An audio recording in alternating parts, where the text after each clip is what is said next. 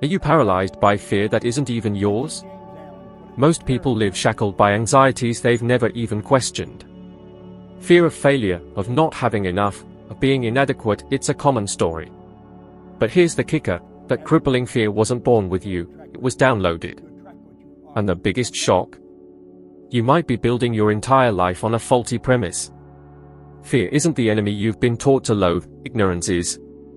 We grow up thinking fear is some external monster, a shadowy force haunting us, when really, it stems from something far simpler, the unknown. This lack of knowledge keeps you trapped, stagnant, stuck in the same rut, year after year. Think about it, how many brilliant ideas, burning desires, urges to shake things up, change careers, launch a business, quit your job, invest, talk to that important person, have you stifled? Why? Because you didn't know what to expect, if it would work out. And that, not knowing, morphed into fear, halting you dead in your tracks. I know this firsthand. In the fire department, I felt like a square peg in a round hole. Despite the stability, nobody left. And me? Terrified. It wasn't the fear of death, it was worse, the terror of losing that safety net and discovering my inability to build something on my own because I didn't know how. I didn't know about entrepreneurship, success, managing finances. I was clueless. The core truth? Fear is a symptom, ignorance is the disease. Understanding this changes everything. You stop trying to eliminate fear and start seeking understanding. You study, observe, question. Most people live at the mercy of the unknown. They don't understand money, so they fear scarcity. They don't understand the mind-body connection, so they fear illness. They don't understand their emotions, so they fear pain. They make choices based on this fear, small, safe, limiting choices. And they call it responsibility. It's not responsibility, it's self-imprisonment. You might not realize it, but you're surrounded by inherited fears, fear of inadequacy, failure, judgment, financial loss, starting something new. This baggage is yours because nobody taught you how your own mind works, they taught obedience, not critical thinking. Consider the impact on your finances. Studies show over 70% of people experience intense anxiety thinking about money. Why? Because they never learned how it works, its flow, creation, traction. They think money is hard, dirty, for the privileged few. That's ignorance, transforming into silent fear, making you settle for less than you deserve. Take Elon Musk, he could have retired after selling PayPal. Instead, he poured everything into Tesla and SpaceX. He knew he could fail, but he understood the game. He wasn't operating blindly, wasn't held hostage by fear because he knew what he was doing. He studied, surrounded himself with knowledge, took control. You don't need to be a billionaire, escape ignorance, learn. Start with one honest question, what don't I know that's holding me back? This unlocks your potential. Studying yourself, understanding the power of thought, discovering how your conscious mind chooses and your subconscious accepts, that's transformative. You'll realize fear was just a signal, a warning, not a roadblock. You don't need to eliminate fear, you need to understand it. And when you do, by studying, seeking knowledge, applying, testing, you build confidence. And where there's confidence, fear no longer reigns. I challenge you, choose one area where you feel fear and spend 5 days deeply studying it. Read, watch, ask, write. Whether it's finances, relationships, health, spirituality, immerse yourself. In 5 days, you'll see something extraordinary. The fear will weaken, it won't vanish, but you'll see it differently. You'll say, now I know. And when you know, fear falls silent. You have an exceptional power, the ability to think. It seems simple, but therein lies the problem. Most people don't think, they react. They react to what they hear, see, others say. They don't choose their thoughts, living at their mercy. Something unexpected happens, a large bill, an emergency, a tough conversation, a financial decision, and the mind immediately creates a scenario of fear, doubt, failure. Before you know it, you're trapped in a destructive cycle. It starts with a thought.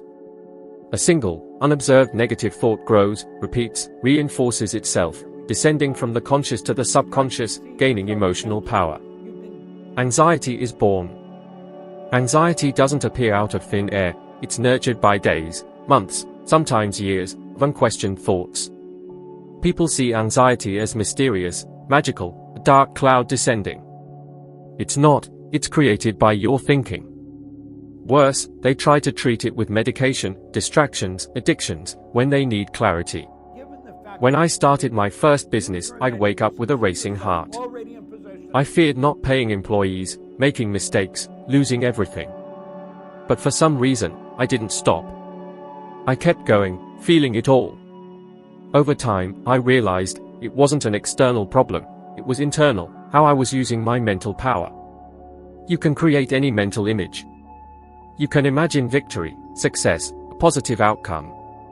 But how often do you do that? How often do you find yourself trapped in thoughts like, it won't work, what if I fail? What if I lose everything? These thoughts connect emotionally, you feed them, and your body feels it. Tension builds, your heart races, your breathing changes, your muscles tense. What you feel is physical, but the origin is mental. When was the last time you consciously decided what to think in the face of a challenge? Most people don't. They wait for the environment to dictate their feelings. The boss is rude, they feel insecure. The bill arrives, they feel inadequate. Their partner distances themselves, they feel rejected. They live as puppets in a constantly changing world. That's not living, that's surviving. Thought is the seed, emotion is the water, repetition is the sun. What you plant in your mind, water with feeling, and feed with repetition will grow, positive or negative. Think of Michael Phelps. Do you think he became the greatest Olympic medalist solely through physical talent? No. He trained mentally. He visualized each race before swimming, feeding his mind with images of victory. With his eyes closed, he saw the finish line, felt the podium, heard the anthem. Millions with incredible talent never get off the ground, repeating, I'm not good enough, I'm unlucky, it's not the right time. And guess what? They're right, because that becomes their reality. Thought, emotion, repetition.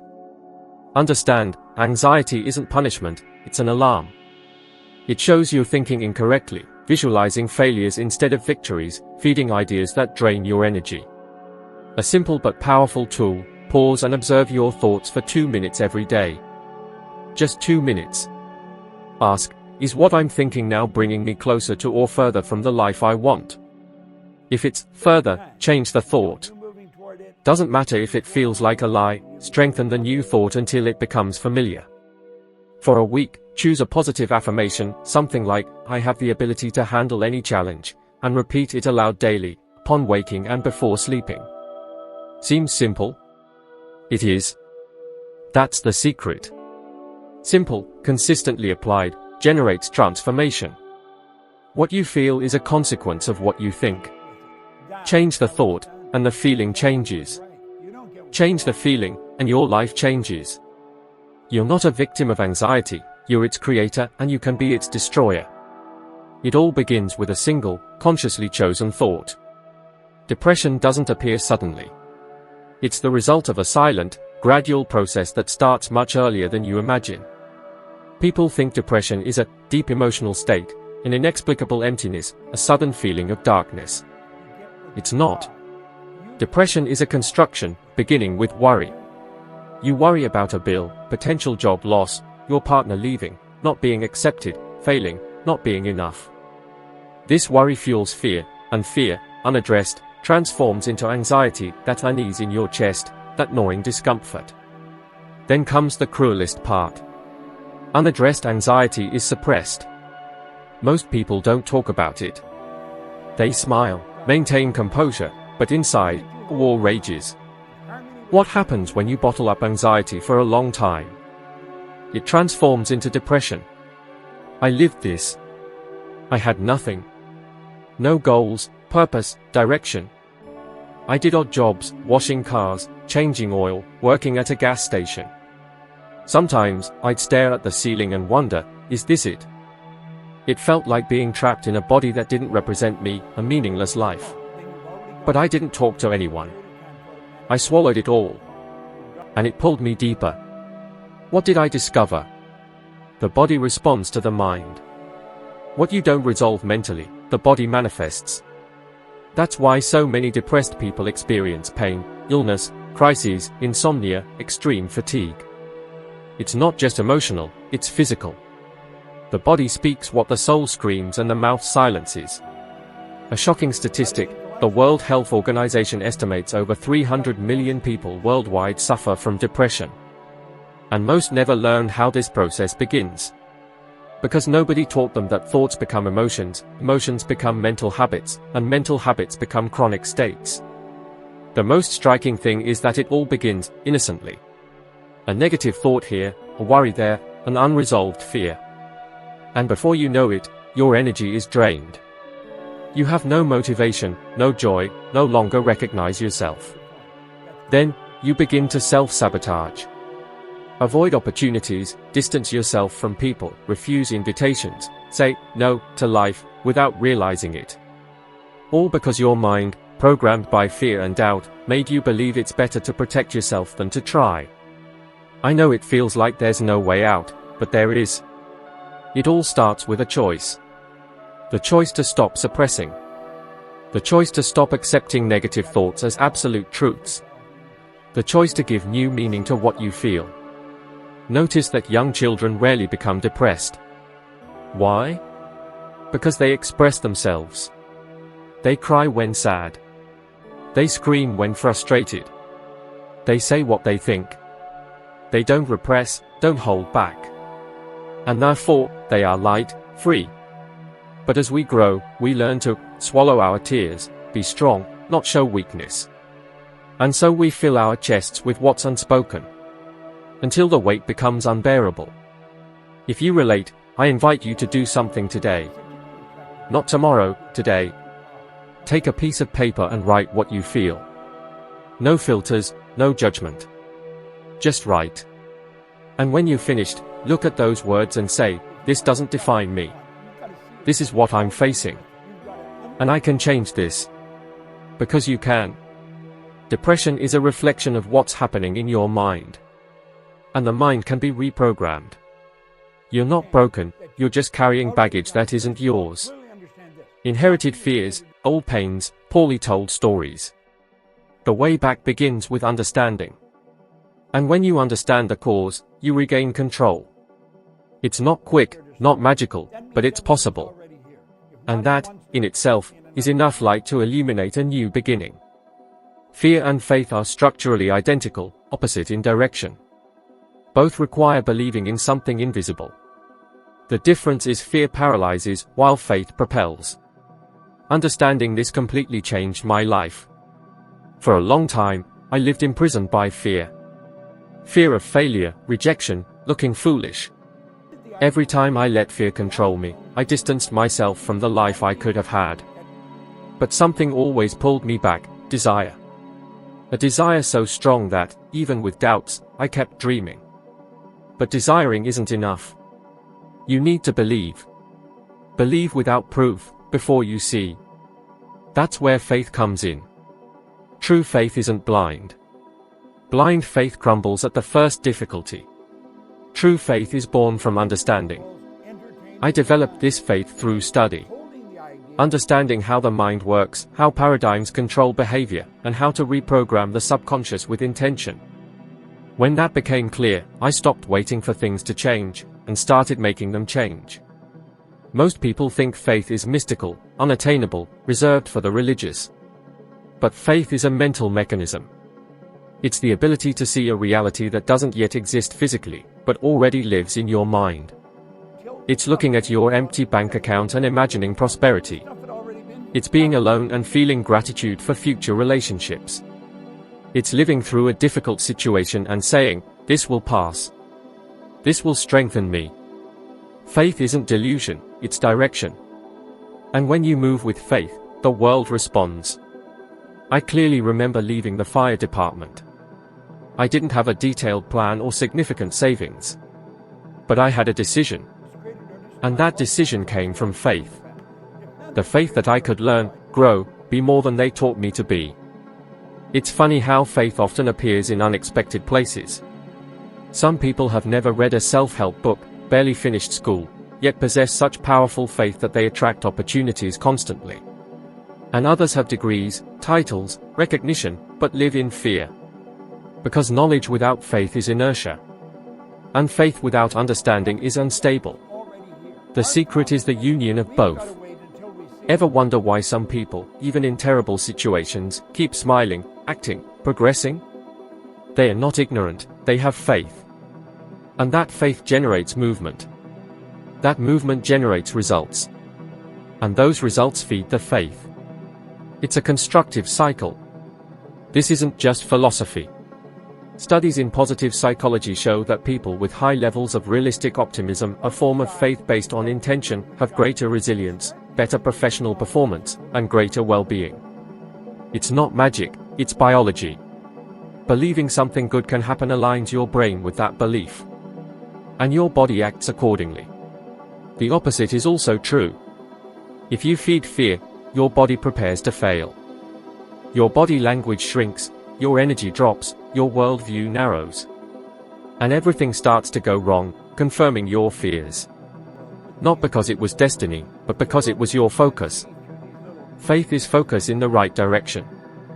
Faith is saying, I don't see it yet, but it's already real inside me. And the more you feed that faith, the stronger it becomes. But be warned, faith isn't built with ready-made phrases or empty affirmations. Faith is built with practice, consistency, study. With small proofs that you're on the right path. Faith grows when you commit to it. So, I propose something. Choose a goal that scares you. Something you deeply desire, but seems too big, too bold, too distant. For 21 days, visualize that goal as if it were already real. Feel as if it has already happened. Act daily as if you're approaching it. Doesn't matter if you don't know how yet. The how comes later. First, you need to believe. And guess what will happen? You'll start attracting answers, coincidences, ideas, people.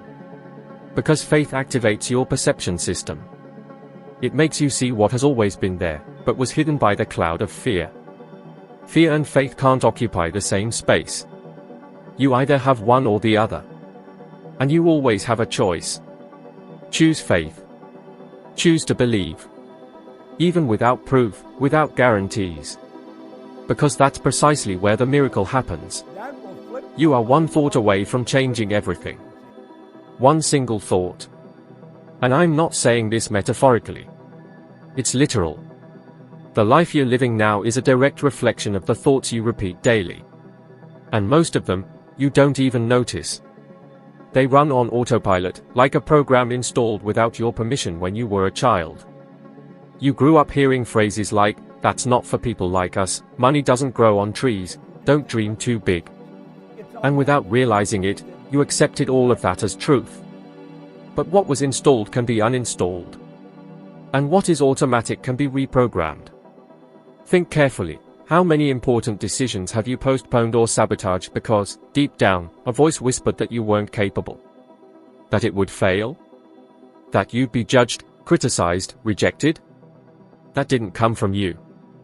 It came from what they told you.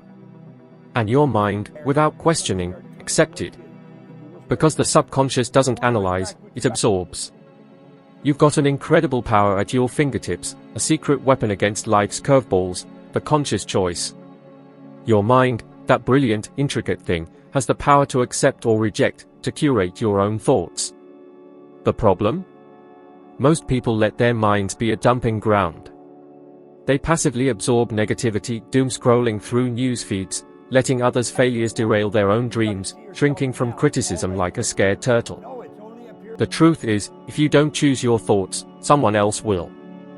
I've seen a pattern emerge in studying successful, happy, fulfilled people. They are deliberate thinkers. They don't just let any old idea take root. They cultivate clarity, and clarity is power. Will Smith, for example, famously visualized his career path as a pre-built staircase, each step meticulously planned. Every decision was in perfect harmony with his vision.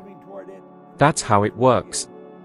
When your thoughts align with your aspirations, your actions follow suit, and the universe conspires to help you. The flip side is equally true. Negative thoughts are self-sabotage. You doubt yourself into failure, anticipate heartbreak, and set yourself up to lose before you've even tried to win. Forget the past, focus on the future. Start now.